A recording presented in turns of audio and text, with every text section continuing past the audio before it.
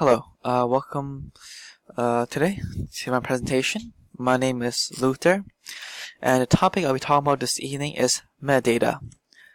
Going on to the table of contents of my presentation. What is metadata? The types of metadata, examples of metadata, meta tags, metadata standards, and the uses. So what is metadata? Well, metadata is basically meta plus data. Meta meaning underlying definition or description. And data is, data or information. Combine these two words together. What Mike below says is basically data about data. Basically, there's a wide range of file types, such as images, videos, and web pages that involve metadata. Which in furthermore is basically the author, size, when it was created, and so on, the length of the video as well. And metadata can be automatically created or modified, such as if you want to add more authors to a publication, a PDF file, or changing the album's title. From Mike, metadata is literally data about data. This term refers to information about data itself, perhaps the origin, size, formatting, or other characteristics of a data item. In a database field, metadata is essential to understanding and interpreting the contents of a data warehouse. Furthermore, we have three types of metadata. Starting from the top, administrative metadata, descriptive metadata, and structural metadata. Administrative metadata provide information to help manage a resource, such as when and how it was created, the file type, and other technical information, and who can access it. Furthermore, it goes into two subtypes, right management metadata and preservation metadata. Now, right management metadata deals with artistic works, symbol, inventions, property rights of it, which furthermore could be in the patents and trademarks. As for preservation metadata, it contains information needed to archive and preserve a resource, such as who owns it currently, how it was preserved, and what intellectual property rights must be observed. Next, we have descriptive metadata, which describes a resource for purposes such as discovery and identification. And it can include elements such as title, abstract, author, and keywords. On a local level, you usually have this in order to find a specific artist, a file, or image based on the metadata that you linked with it. Or on a web level, try and locate a specific song lyric, poetry, or painting by artists. Next, we have the structural metadata. Provide information about the internal structure of resources, including page, section, chapter numbering, indexes, and table content. Basically, this overall is how data is organized and presented, such as describing the relationship among material. For graph B is including manuscript A, as well as binding the related file and scripts. File A is in JPEG format at the archive image file B. Now we have some examples of metadata. Taking a screenshot from photo.net. Currently you have the default settings, abstract, past year, and R ratings. Furthermore, for photo category, you could change it to fashion, fine art, or landscapes if that's what you want to check out. The time frame could do beside past year, past 24 hours, 3 days, or all time. And the sort by, it's so different. You do R rating sum, the number of contents, the number of ratings, as well as the number of photo views to see what's popular. Furthermore, you could check the photographers and galleries on this website. Next, we have a screenshot of my own iTunes library.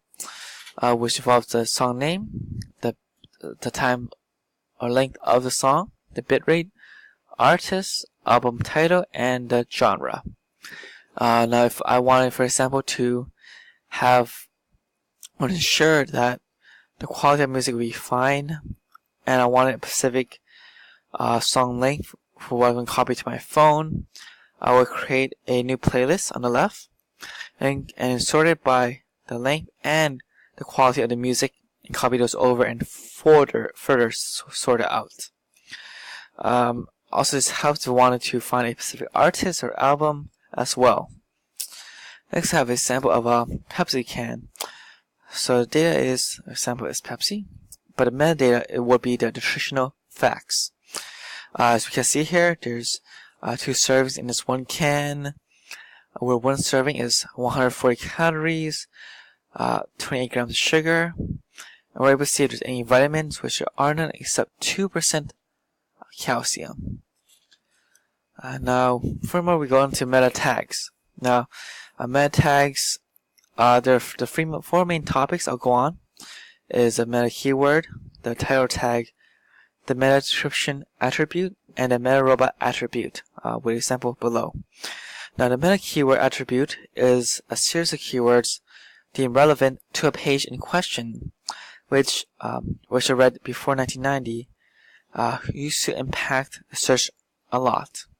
But nowadays, it seems that only Bing cares about meta keywords. Now you go below, you see the keywords, meta name equal keywords as meta tag, meta double space tag, meta space tag space SEO, which is search engine optimizer, and meta space tag space definition. Go on to title tags. This is a text you see at the top of your browser, which here the title will be meta tags, how Google meta tags impact SEO. This is basically the title of the web pages you see, such as if you go to google.com, the top left will be Google. Then the meta description attribute, which is the description listed in Google under the title. So for here, it will be meta tags can have a larger impact on SEO and your website. Then we have the meta robot attribute, which is an indication to the search engine crawlers as to what they should do with a page. Here is index and follow, which for search index, Google would basically add this page to search results as well as the following pages it's related to. You could also have a setting where you could have it the search engine not to add your page to search results or the related pages to searching. Next, we have the metadata standards and schemas. The three ones we'll talk about today is a Dublin Core, a Text Encoding Initiative (TEI), and a Metadata Encoding and Transmission Standard, or METS. The standards are set by organizations for digital objects and used to help the institutions create a common metadata language to manage, assess, and share and use information. Now, the Dublin Core was an initiative to create a digital library card catalog for the web, and it will include information such as the title, who created it, the subject, date, format, coverage, and the rights of it. Next, we have the following two, TEI and METS.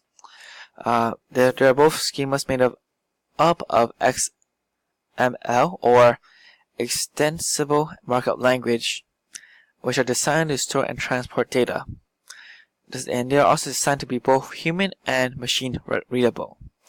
Now, TEI is made up of to develop and maintain a standard for representing a text in digital format. And the METS is the data encoding and transmission to provide means to convey the metadata necessary for both the management of digital objects in a repository and exchanging of such objects between the repository. So, for example, you have two data banks for information. You're able to use a meta tag to pull up information from both repositories, and they're able to be linked together. Finally, we have the uses. So metadata is used in photographs, telecommunication, and videos. Photographs, when you take a photo, the metadata usually involves the copyright, exposure used, type of camera, so forth. But you're also able to see where it was taken, copyright, contact information. You can make keywords for that photo as well, and allow anyone to search the photo online if you want to have it searchable. Now, for telecommunications, when you're sending a message or text to someone else, or uploading files, or anything related to that, the information on the time, the origin and destination for phone calls, electronic messages, and instant messages would be noted.